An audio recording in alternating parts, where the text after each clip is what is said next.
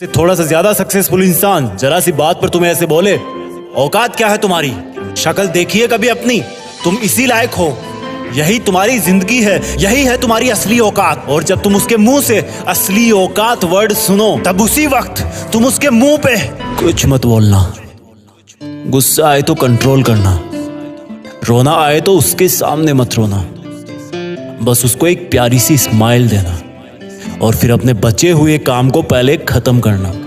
जब तुम्हारा काम हो जाए उसके पास दोबारा जाना, वो तुम्हें देख के फिर आग बबूला हो जाएगा, तब उसको फिर एक स्माइल देना और तब उसको बोलना, आप सही कह रहे हो सर, क्योंकि अभी आपका टाइम है, मैं जा रहा हूं अपना टाइम हासिल करने। और हाँ, कभी फ्यूचर में माफी मांगने का मन करे तो मत मांगना, क्योंकि मैं आपको माफ कर चुका हूं। बोल के वहां से चल देना, कुछ देर के लिए अकेले हो जाना, रोने की तीव्र इच्छा हो तो अकेले में रो लेना, फिर एक डायरी निकालना, उसमें आज से 5 साल बाद की एक तारीख लिखना, फिर उसको कहीं सुरक्षित अलमारी में रख देना, क्योंकि वो तुम्हारी डेडलाइन है।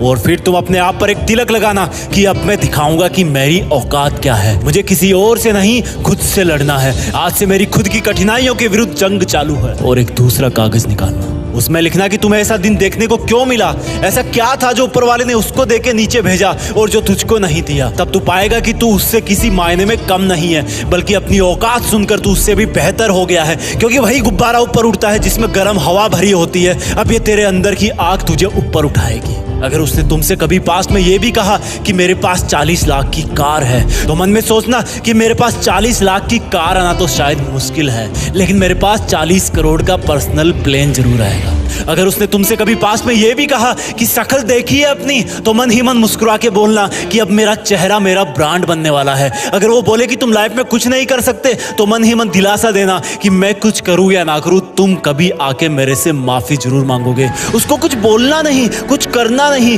खुद को ही बोलना है, खुद को ही करना है, क्योंकि अगर तुमने उसको उसी वक्त बोलकर जवाब दे दिया तो तुम्हारे अंदर की आग लीक हो जाएगी और तुम गिरना शुरू कर दोगे। इसलिए अपनी ज्वालामुखी को ऑन रखना कि अब दुनिया मेरी मेहनत देखेगी, क्योंकि अब मैं नहीं रुकूंगा। दुनिया मुझे पसंद करे या ना करे, वो मेरा नाम जरूर सुनेगी, क्योंकि मैं खुद अपने काम को पसंद करता हूं। अब दुनिया मेरी औकात देखेगी। मेरी जंग किसी इंसान से नहीं, मेरी जंग खुद से है, खुद की आदत से है, खुद के दिमाग से है, खुद के शरीर से है। जब मैं खुद से जीतूंगा तो बाहरी दुनिया अपने आप हार जाएगी। जब मैं जंग में कूदूंगा तो मेरी कठिनाइयां मैदान छोड़ के भाग जाएगी।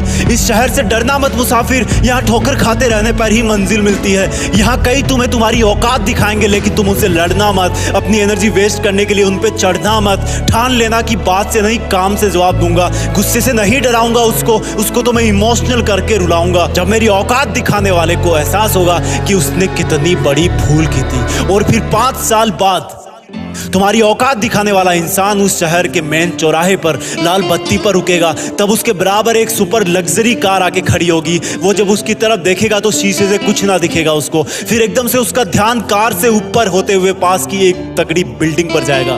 उस पर वो एक बहुत बड़ा 40 बाई 30 का पोस्टर देखेगा। उसे कुछ हल्का हल्का याद आएगा। तब उसकी मेमोरी में औकात वाला दिन फ्लैश मारेगा। तब वो अपना शीशा नीचे करेगा, ये कंफर्म करने के लिए कि ये पोस्टर उसका नहीं हो सकता, लेकिन तसल्ली नहीं मिलेगी।